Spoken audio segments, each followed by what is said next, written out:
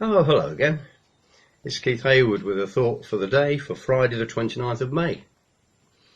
I don't know if you can see, but I'm in a bit of a mess here. There's stuff all over the place. I've been trying to have a bit of a sort out of some of my old photographs taken in the good old days before digital images.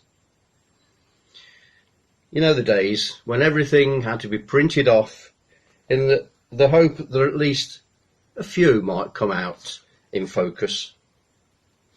Well, if you're organised, of course, you would immediately paste them into an album and catalogue when and where the picture was taken, or even who was in it. Or if you're anything like me, you just put them back in the envelope without even writing the details on the back and throw them in a box to be sorted later. Needless to say, after a lifetime of doing this, everything's in a right mess. And my wife and I have spent days during this lockdown trying to remember who's who in the picture and when and where it was taken, and then pasting them into albums for posterity. It seems to have taken over the whole of the dining room. But within the mess, I've come across these two treasures. This is my mum, Joyce, and my dad, Tom, taken around the time of their wedding in 1947. These pictures are a timely reminder that if they were still alive, Mum would be celebrating her 94th birthday today, and tomorrow Dad would have been 103. Thinking about the mess I found that these pictures in took my thoughts to the mess that our lives are currently in thanks to the coronavirus, though admittedly some are in a deeper mess than others. Not only all the disruption to our own daily routine, but also some of the confusion surrounding government information and the interpretation of it. And when we're in a mess, we often hear the question, so where's God in all this mess? Which I suppose is a reasonable question to ask, really.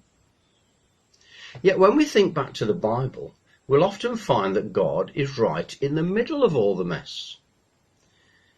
Let me give you just a few of the many instances where this is so.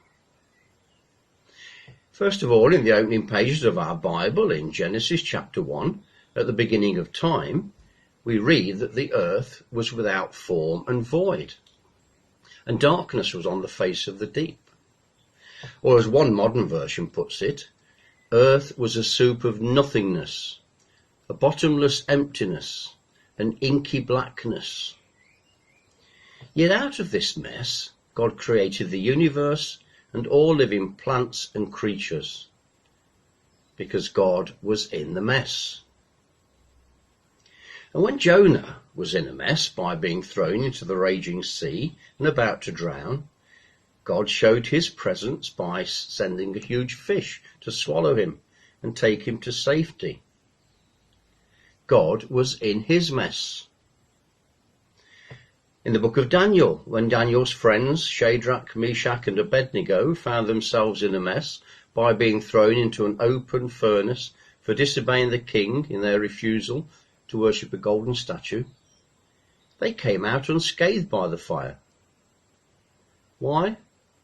Because God was in their mess.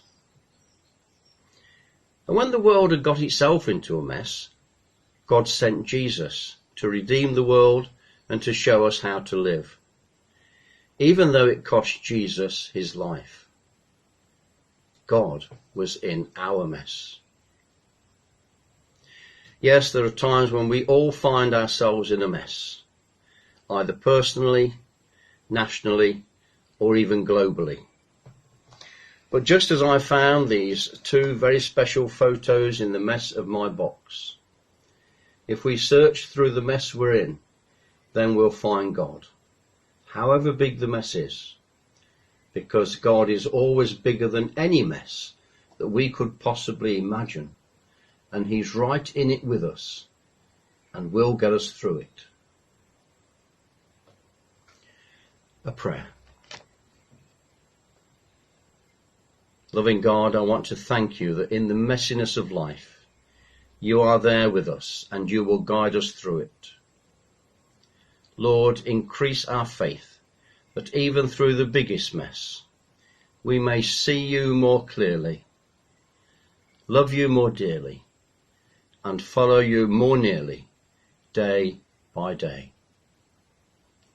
Amen.